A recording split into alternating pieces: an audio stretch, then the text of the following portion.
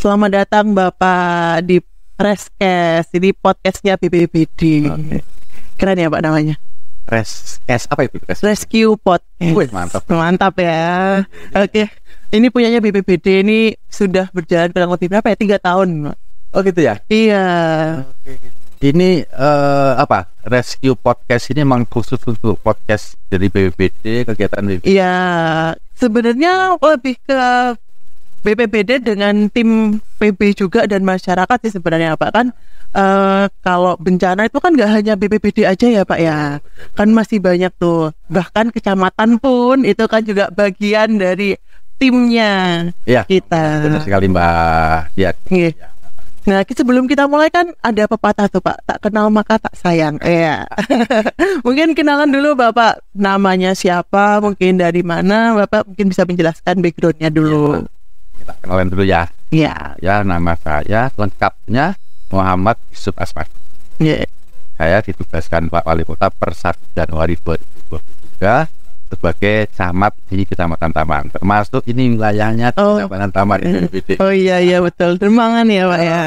Dermangan. Terus memang kalau teman-teman manggil saya bukan Pak Camat. Oh, panggilnya Pak. Oh, masih muda soalnya ya.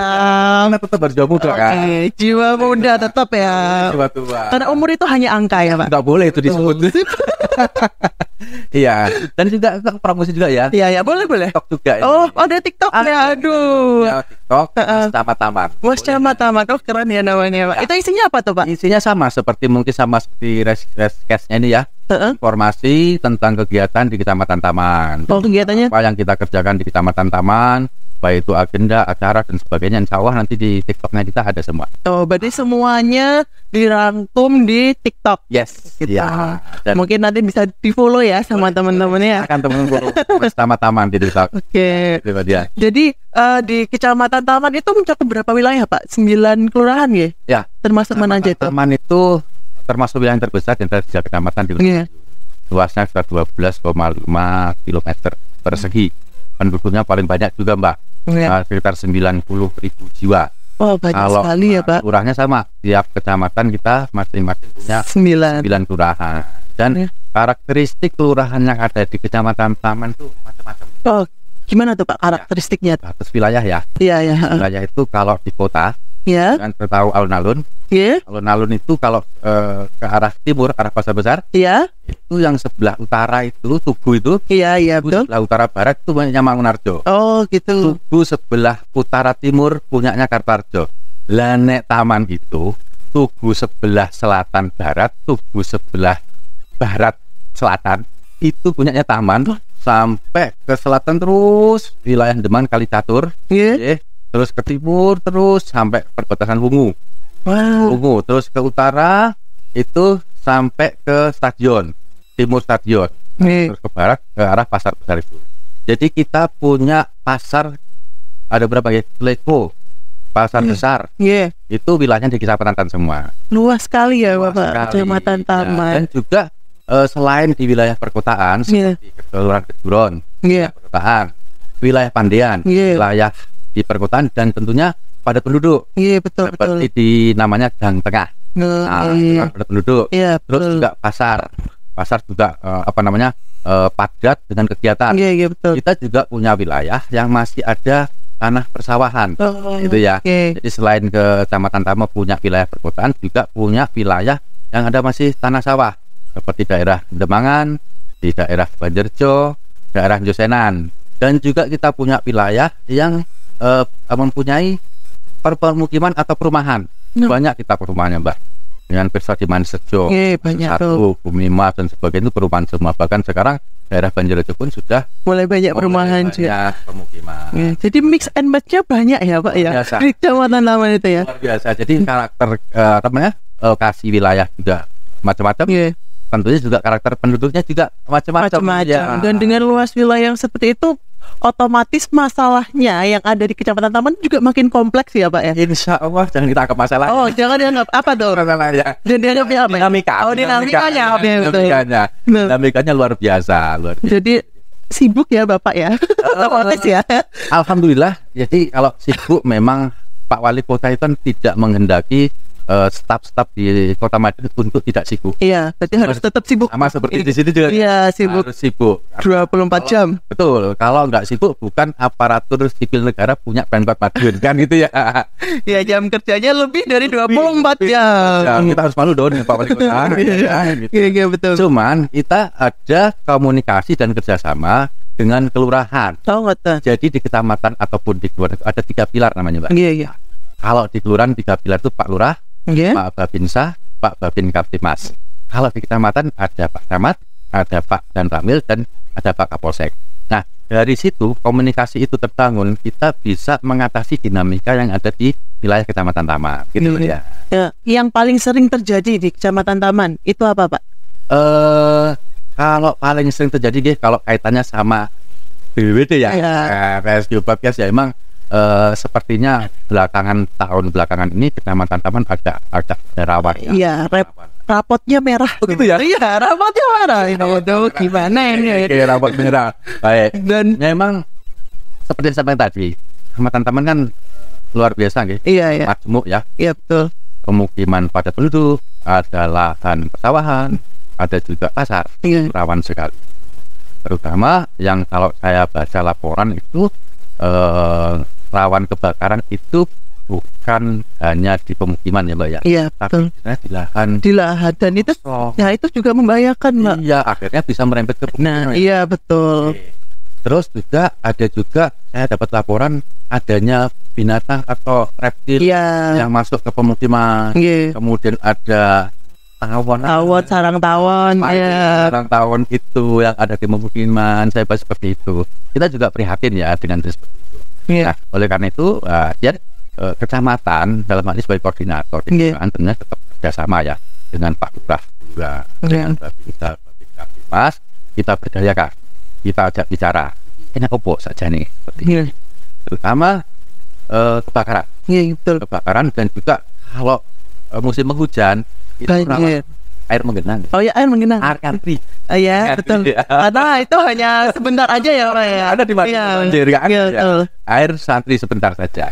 Jadi kita kalau di air ngantri yang rawan itu yang saya tahu di belakang pasar besar. Iya, besar ya. Tapi alhamdulillah sudah diperbaiki. Untuk kebakaran. Yang Pak, kita laksanakan gitu. Semua kelurahan sekarang sudah punya APAR. Akhirnya. Dan juga semua pegawai di kelurahan dan kecamatan kita sudah buat pelatihan pemakaian APAR. Jangan sampai nanti ada APAR neng gone kantor bingung, Mbak, gimana mukanya gitu. Jadi saya juga minta tolong ke BPBD ya selalu untuk kontrol. Karena kan kalau nggak dikontrol APAR itu kan bisa karena itu ada masa berlakunya. Kita nggak tahu di kelurahan di kecamatan nggak tahu itu masa berlakunya ada habis, pas enek sesuatu nggak bisa keluar. Itu jadi tiap kelurahan sudah ada APAR dan juga teman-teman sudah mendapat pelatihan pemakaian APAR itu untuk pengamanan di kantor. Dan juga ada beberapa kelurahan yang sudah waktu itu ada pengadaan APAR untuk tingkat RT. Oh, tingkat RT sudah ada. Itu ditaruhnya di mana? Gardu? Di Pos Kamling. Oh, Pos Kamling. Pos Kamling sudah pernah ada kelurahan yang mengadakan seperti itu. Dan juga disampaikan Pak Lurah, Bu Lurah sama seperti jenengan, tolong dikontrol APAR-nya. Ya, paling enggak setahun 2 kali itu tunggu pelatihan. Jadi tidak semata-mata dibuang kan dipakai untuk pelatihan, habis itu diisi. Paling enggak setahun 2 kali. Biar apa? Biar warga masyarakat itu tahu cara penggunaan APAR dan paling tidak kalau ada sesuatu terjadi bisa terjadi pertolongan pertama. Sebelum menghubungi 112. Betul. 112 itu untuk kebakaran yang sudah kita laksanakan di Kecamatan Taman. Kemudian untuk hal-hal yang lain seperti tadi disampaikan ada reptil masuk. Itu yang tidak bisa kita Mbak ya hindari ya. Karena itu kan makhluk hidup ya, Pak ya. Kita ada nggak bisa baca juga. Ya makanya, dan dia cari makan tuh, Mbak. Iya, betul. Kita nggak tahu juga kok kenapa sampai masuk. Cuman terkadang kayaknya juga ada yang hasil breeding atau hasil peliharaan orang yang lepas. Iya, betul. Juga ya tidak semata-mata itu adalah binatang liar. Dan tentunya saya juga akan minta bantuan BPBD nanti. Nah, Israel lah kita kerjasama. Cara penanganan pertama itu bagaimana sih? Terus ini ngerti nih reptil itu berbisa apa tidak. Nah kan gitu ya. Jangan sampai nanti dianggapnya reptil nggak berbisa, ternyata berbisa apa. Bahaya itu kan gitu. Itu pengennya kita nanti coba. Saya pengen kerjasama dengan BPBD, kita adakan diskusi tentang masalah reptil. Masalah tawon Pak, udah Pak. Itu udah bisa diangkat-angkat itu Pak ya. Nggak bisa itu Pak. Nggak berani saya. Saya nggak akan menganjurkan kepada masyarakat untuk menangani itu. Iya, karena bahaya kalau sekali dientup ya bahasanya Pak. Itu sudah. Saya pernah waktu itu saya masih di luar di Taman ada tawon Vespa di kantor saya. Saya minta bantuan teman-teman BPBD. Kebetulan satu sebelum di kecamatan saya kan di rumah sakit Soleten. Ngerti. Tahun di sana. Ada beberapa kali kejadian di situ. Teman-teman udah ditukup semua, berukut gitu. Ternyata masih tembus juga. Tembus Pak, tajam ya. Tajam itu. Dan kebetulan di rumah sakit jadi tetap langsung dibuat gede. Nah, oleh karena itu kalau untuk tawon, saya tidak akan menganjurkan kepada masyarakat untuk menangani. Jangan bahaya. Serahkan kepada ahlinya. Iya, karena itu kan kecil, terus nyerangnya itu rombongan ya Pak. Iya gitu. Nah, ini balik lagi Pak untuk kebakaran kan beberapa minggu ini kita kan sepakat nih kalau Madiun itu panas banget ya Pak ya.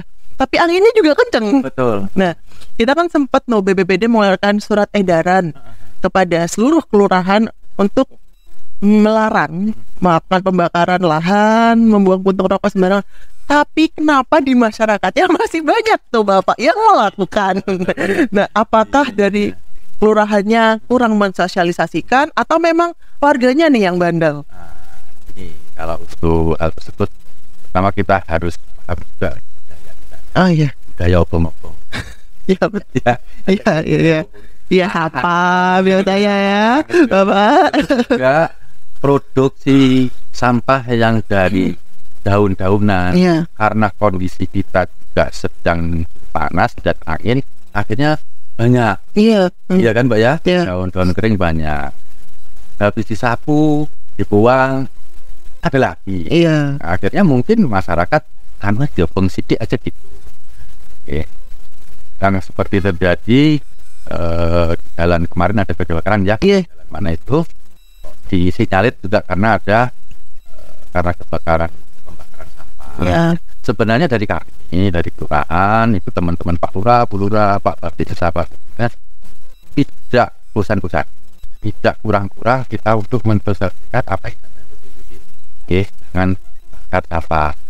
Karena kalau untuk penilaian Go Green and Clean pun ya itu juga termasuk penilaian ya Pak ya. Minus nanti jadinya ya. Makanya juga Pak Lurah Bu Lurah juga berkepentingan dalam hal itu, pertama juga karena keamanan ya. Betul. Jangan sampai nanti karena sedikit hal yang kita tidak inginkan bisa terjadi luas. Sudah Mbak, sudah kita lakukan, cuman memang kita tadi saya sampaikan masyarakat masih banyak dan kita tidak bisa mengawasi tentunya satu persatu tiap saat ya. Itu tapi tetap kita berusaha. Iya memang itu sih Pak ya susahnya karena luas wilayahnya juga paling luas ya kan, terus masyarakat juga paling banyak dengan berbagai karakteristiknya masyarakatnya itu sendiri kan. Tidak semuanya juga orang asli sini, banyak juga pendatang yang mungkin punya kebiasaan bakar sampah biar cepet lah gitu ya kan Pak ya. Betul Mbak. Ya itu sebenarnya PR juga ya Bapak ya. Betul Pak, itu PR bagi kami. PR bagi kami. Kecamatan bagi kami juga karena hampir setiap hari ada kebakaran lahan. Dan itu di wilayah taman. Kayaknya karena BPBD di sini kan ya. Iya mungkin ya. Gampang. Iya, memang gitu Mbak. Yang sebisa mungkin kami dari kecamatan, kelurahan, dari bilang kerjasama kita dengan 3 pilar ya. 13 tetap kita memantau. Jadi untuk pencegahan. Saat ada kebakaran pun kami selalu hadir. Ya, dimanapun saya selalu komunikasi. Ada grup kita di kecamatan, kita bilang kecamatan. Ada informasi kebakaran, informasi harus ada di lokasi. Kayak Pak Binsa, Pak Bedanya, Lurah. Kan ada tugasnya masing-masing ya. Kalau damkar tugasnya ini, BPBD tugasnya ini, dari kecamatan tugasnya kan untuk menangani masyarakatnya. Harganya gitu. Jangan sampai nanti merasa terabaikan ya masyarakat sudah tanpa musibah. Bencana kami tidak ada. Itu yang tidak dimau oleh Pak Wali kan menyatakan kita harus selalu ada. Ya, pemerintah harus selalu ada. Jadi tetap ada kolaborasi antar instansi juga dan antar instansi dengan masyarakatnya. Betul. Gitu ya, betul. Nah, terus untuk animal nih Bapak, kan tadi untuk menanggapi ceritanya Bapak tuh, sebenarnya kalau di wilayah taman sendiri sudah ada tuh Pak, apa ya, istilahnya itu penggiat hobi ular reptil lah di wilayah Kanigoro Bapak. Ada ya? Ada. Itu mungkin juga bisa dikolaps Pak, maksudnya antara kecamatan, kelurahan dan si instansinya ini. Ya, malah penggiat hobinya ini. Itu apa Pak? Namanya? Namanya brem kalau nggak salah. Brem. Ya, nanti mungkin bisa tanya. Bukan makanan ya? Bukan.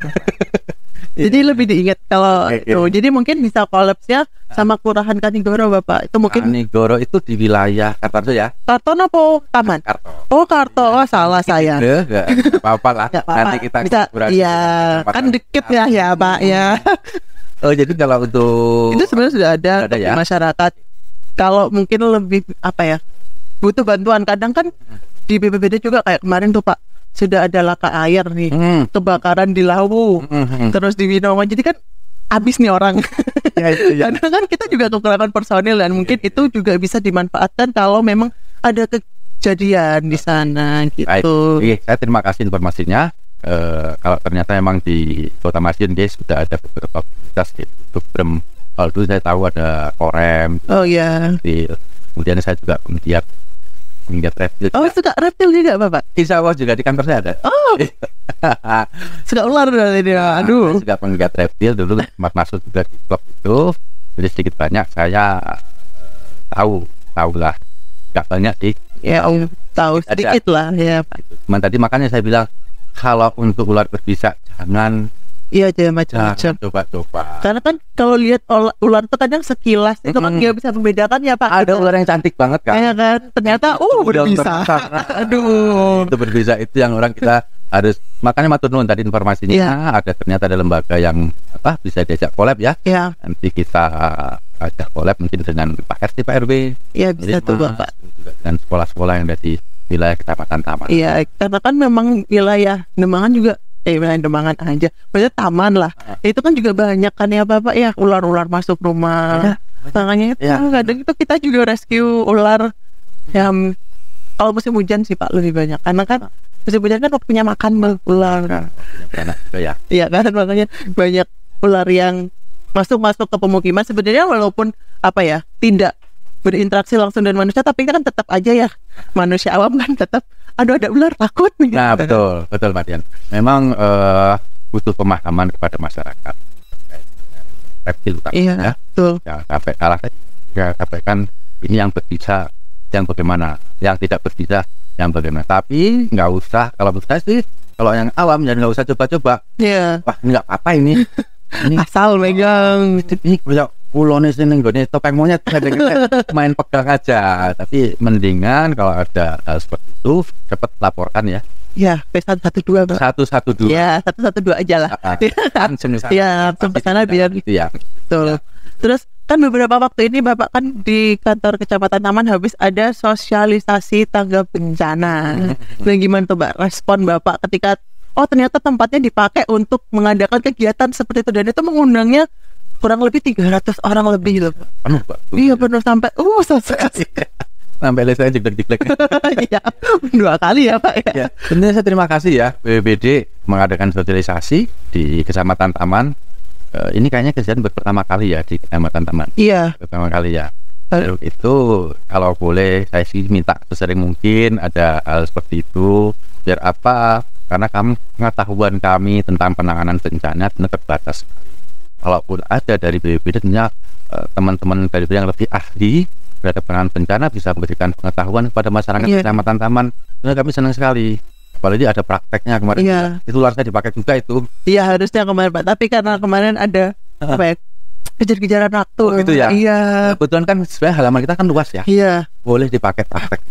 Iya, mungkin nanti untuk kegiatan berikutnya lah Bapak ya. Nah, atau mungkin dari Kecamatan Taman sendiri mau mengundang, iya boleh ini. Boleh. Kalian. Nah, kita rencana. Iya boleh Bapak. Karena kan apalagi habis gini kan masuk musim penghujan tuh Bapak, ya kan.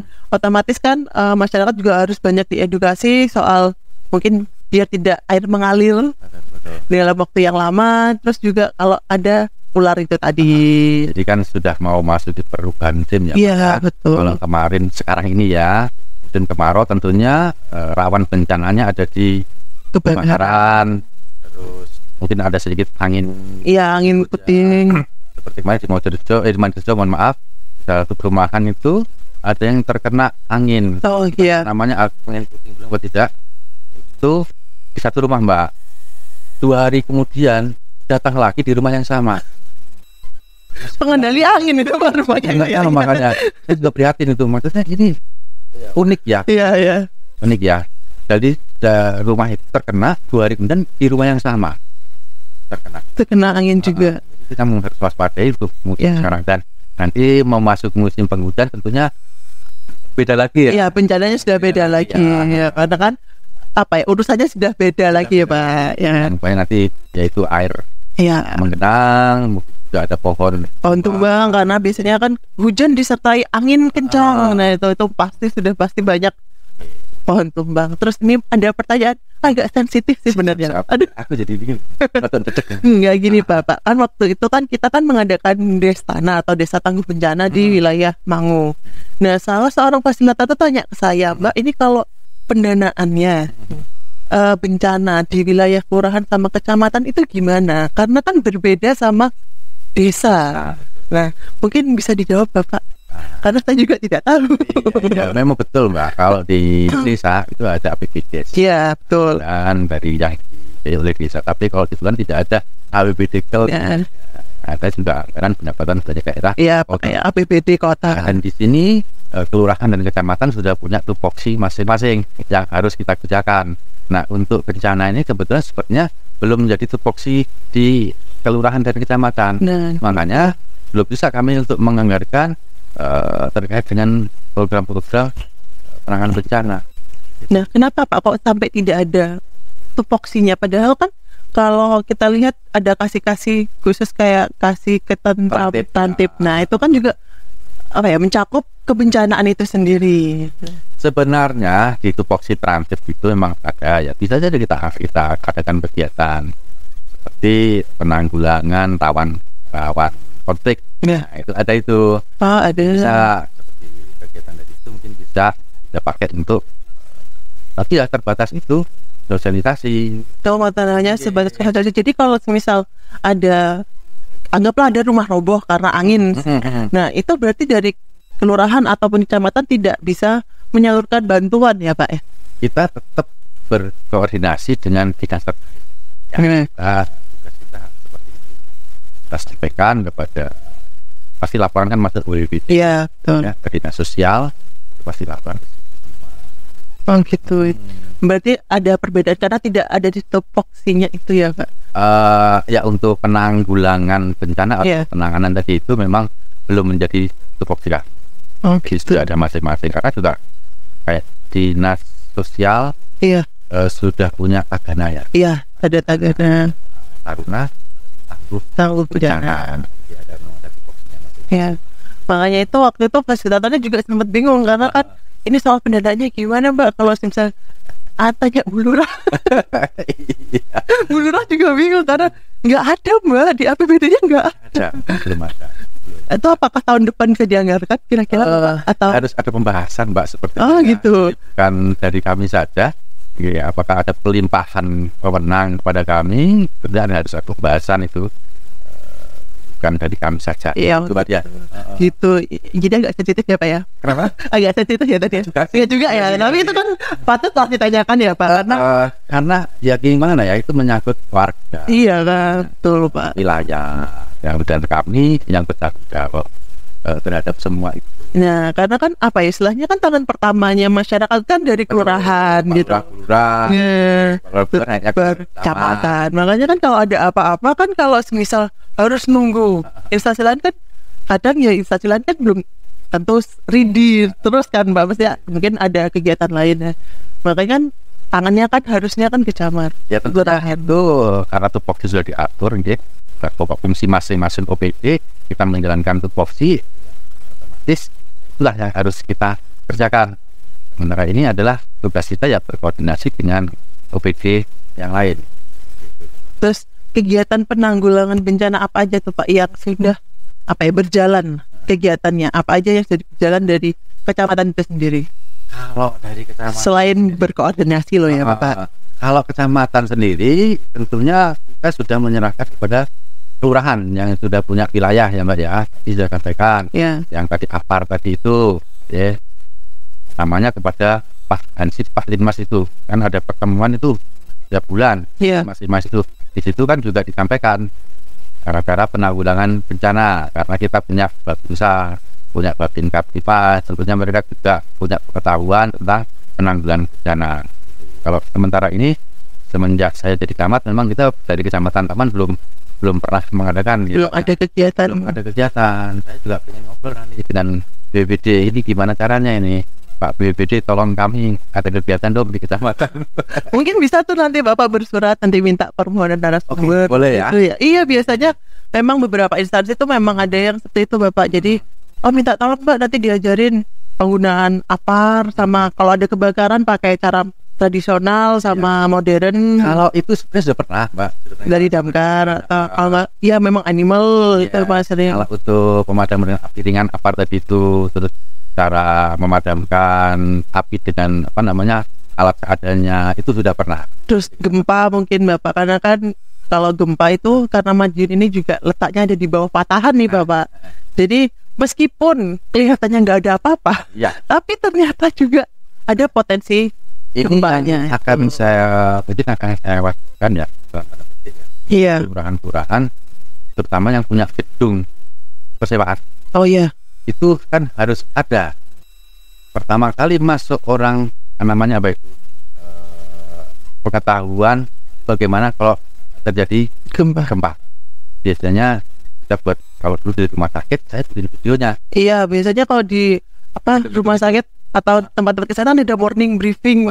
Ya itu Pak. Jadi sebenarnya itu kewajiban ya Pak. Iya. Gedung pertemuan harus ada itu tutorialnya. Iya, karena ini saya curhat dikit ya Bapak. Ada salah satu tempat di Kota Madiun itu dia itu minta sosialisasi gempa nih Pak, sekaligus simulasi. Tapi ketika kita cek ke sana, itu kondisi seperti jalur evakuasinya itu kurang layak. Kurang layak. Nah mungkin bisa diantisipasi dari kecamatan untuk pembangunan itu biar lebih layak lagi lah Pak kalau mau bangun sesuatu gitu. Ya. Insya Allah kalau di kecamatan sendiri kita sudah menyediakan atau melaksanakan itu jalur evakuasi, kumpul. Yang belum tadi saya buat videonya itu. Iya. Videonya, briefingnya itu. Mungkin bisa dibantu dari Mas Amadi. Saya mintakan untuk sebagai itu ahli itu udah ahlinya bikin video itu Pak. Pengetahuan saya katanya wajib. Iya. Setiap gedung pertemuan, jadi kita tunjukkan nanti kalau ada bencana gempa harus bagaimana, keluarnya lewat mana, ininya lewat mana, dan sampai tubrukan. Nah itu betul tuh pemasangan jalur evakuasi tinggi apa, kan itu ada aturan-aturannya Mbak ya. Iya. Itu tiap gedung, apalagi gedung bertingkat. Iya.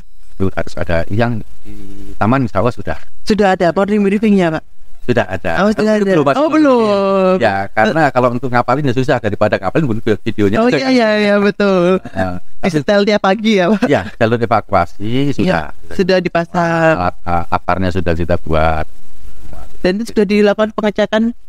Alhamdulillah sudah. Kita pakai setahun itu paling tidak 2 kali. Setahun untuk pelatihan itu dia Pak ya. Kita kan pakai apel Mbak. Iya. Nah, kita pakai apel, di saat apel itu di satu waktu kesempatan kita buka aparnya, kita latihan di situ. Jadi cewek cowok di kantor kecamatan bisa semua ya Pak. Bisa. Karena kan kalau kebakaran kan kita tidak bisa memandang ya Pak ya. Ini cewek cowok gitu. Dan sebenarnya memang harus ada pelatihan ya di kantor-kantor itu. Apabila ada bencana gempa bumi atau kebakaran, kan kalau itu ada masing-masing ininya petugasnya yang menyelamatkan aset. Iya betul, arsip siapa nanti yang bertanggung jawab sama yang menghubungi. Iya betul. Komando untuk pemadaman siapa, jangan sampai semua royokan apar. Iya itu yang memang harus ada job desk-nya masing-masing sih Pak. Mungkin nanti bisa dibuat di Kecamatan Taman. Insya Allah biar lebih aman lagi ya kan Bapak, karena kan namanya bencana kan datangnya tidak bisa kita duga. Betul. Nah, iya kan Pak.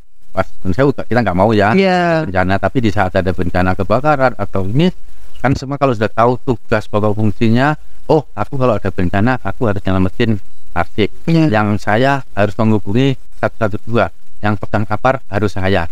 Jangan sampai nanti orang royokan kan, iya nggak ngerti kapar royokan ini arsipnya nggak ada yang ngurusin gitu ya. Iya nanti malah arsip-arsip pentingnya tidak terselamatkan kan, malah bahaya juga ya Pak, karena kan itu menyangkut datanya masyarakat ya tuh. Mungkin nanti saya minta bantuan bisa ke BPBD bisa simulasi. Oh boleh Bapak. Karena kita bertingkat. Iya betul. Kan untuk umum ya. Iya memang agak bertingkat dan banyak orang yang make gitu Pak. Orang yang make dari luar kan banyak make. Mungkin sekali waktu berapa BPBD kita simulasi. Iya boleh Bapak.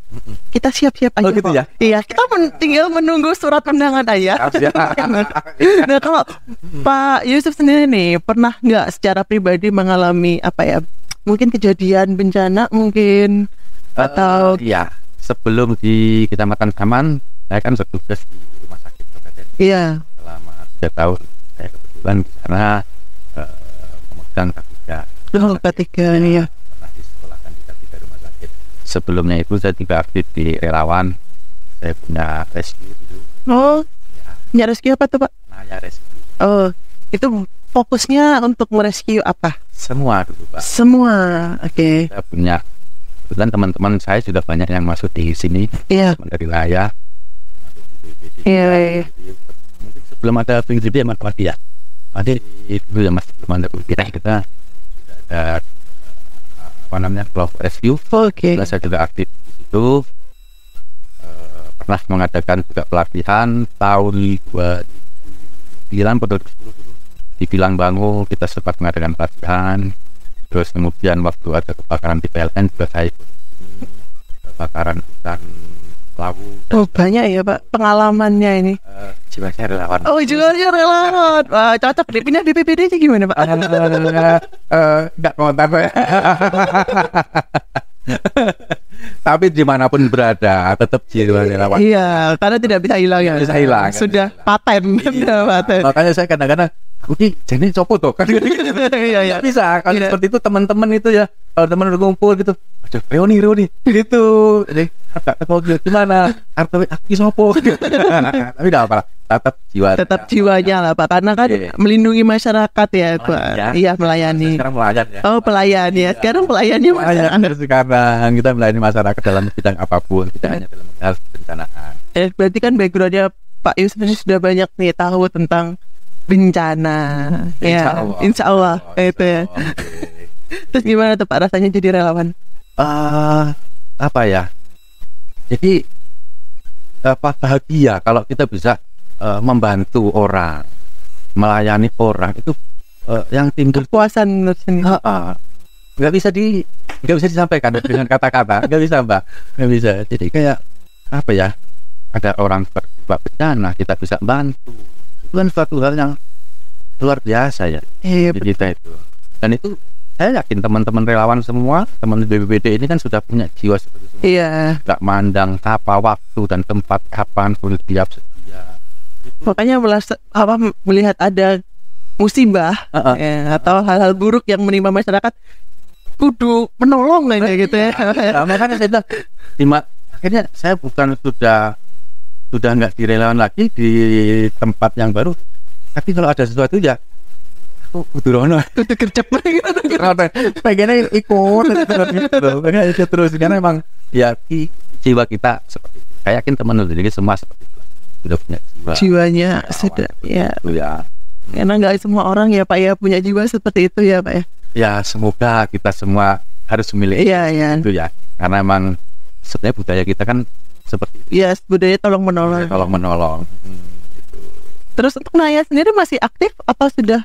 Naya secara organisasi memang sudah tidak aktif, tapi personelnya masih banyak ya Pak ya? Masih banyak, masih semua udah menjam sudah, tapi masih sering kumpul lah ya Pak. Masih ya, masih sering kumpul dan ya sudah agak berumur semua lah. Katanya masih tetap muda. Jiwanya muda. Iya. Tapi kalau cover tidak bisa menutupi gitu ya Pak. Itu. Jadi kebetulan waktu sebelum di kecamatan kan di kelurahan. Di kelurahan. Di Kejuron. Kejuron. Tahun 2019. Iya. Awal mau Covid ya. Iya.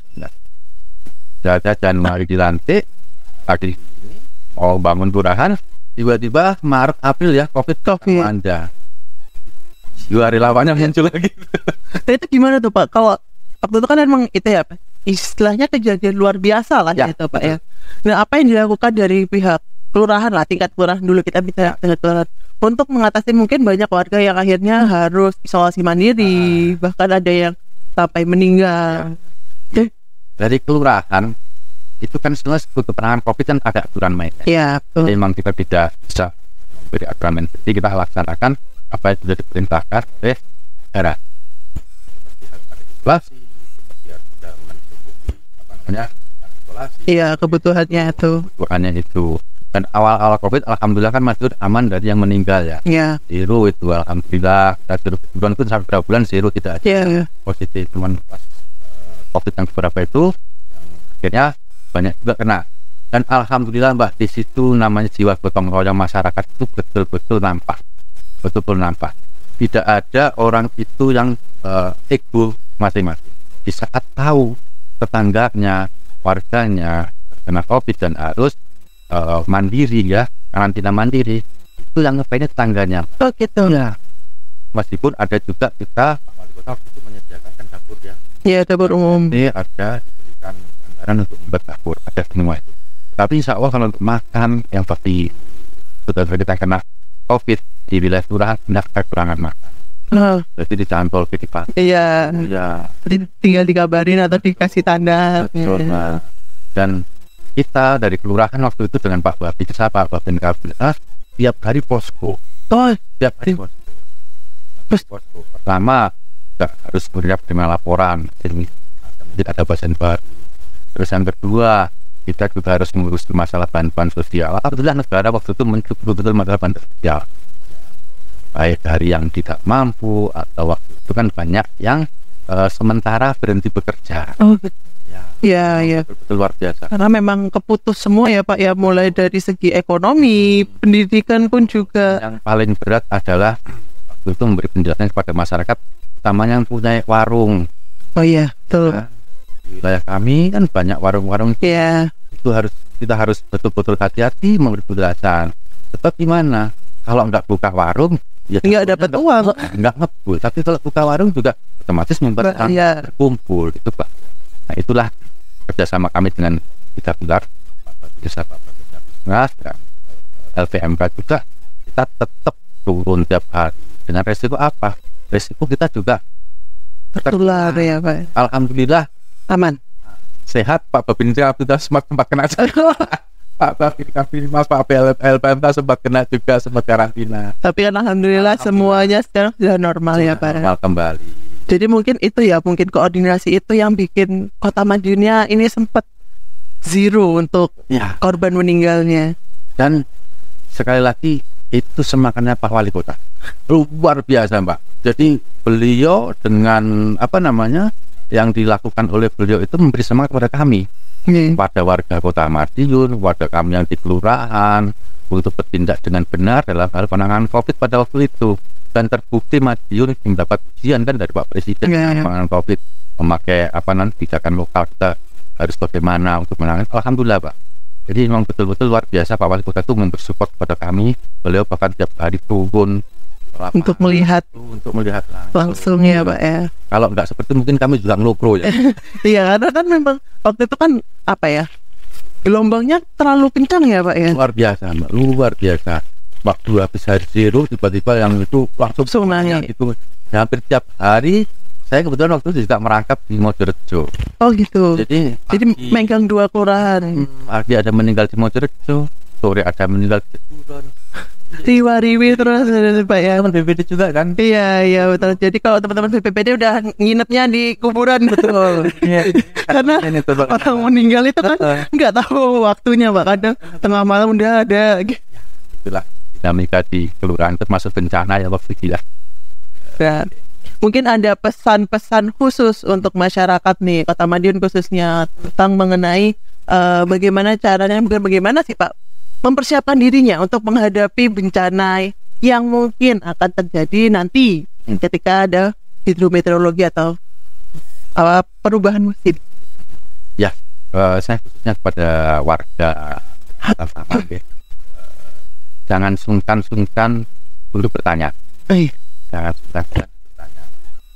Karena apa? Kita tidak semuanya punya pengetahuan untuk menghadapi bencana, dan juga selalu mendengarkan apa yang disampaikan oleh kelurahan, baik itu Pak Lurah, Pak Babinsa, Pak Babin Kaptibmas. Biar tidak salah tadi seperti itu dalam menghadapi nanti musim perubahan musim yang dari sekarang musim kemarau menjadi musim hujan. Tentunya akan terjadi perbedaan penanganan bencana. Iya betul. Baik, terima kasih Bapak Yusuf waktunya sudah datang ke sini. Sama-sama dia, saya terima kasih sudah diundang ke sini, dan saya nanti mungkin akan undang juga BPBD. Oh podcast. Boleh, silahkan. Nanti kita kolaps ya Bapak ya. Kalau sudah jadi ya studionya ya. Kita kecamatan juga akan. Sudah jadi nanti. Iya, saingan nanti sama kita. Kita kolaborasi aja ya. Oke. Baik Bapak, terima kasih. Semoga apa yang sudah kita obrolkan ini juga memberikan manfaat buat yang melihat, yang mendengarkan. Jadi untuk lebih mawas diri lah Bapak. Betul. Dan kita menunggu undangan dari Kecamatan Taman. Siap Dian, insya Allah nanti segera kita undang teman-teman BPBD, baik untuk podcast maupun untuk sosialisasi dan praktek penanganan. Siap Bapak. Oke, baik, terima kasih Bapak untuk waktunya. Semoga nanti Bapak juga sehat-sehat terus dan keluarga. Amin. Terus juga lancar terus. Amin. Kerjanya. Oke. Baik, itu tadi podcast kita dengan Bapak Yusuf selaku Mas Camat dari Kecamatan Taman. Semoga apa yang kita berikan ini memberikan manfaat buat kita semua. Baik, sekian dulu podcast kita kali ini. Salam tangguh, salam kemanusiaan. Sampai jumpa. Bapak.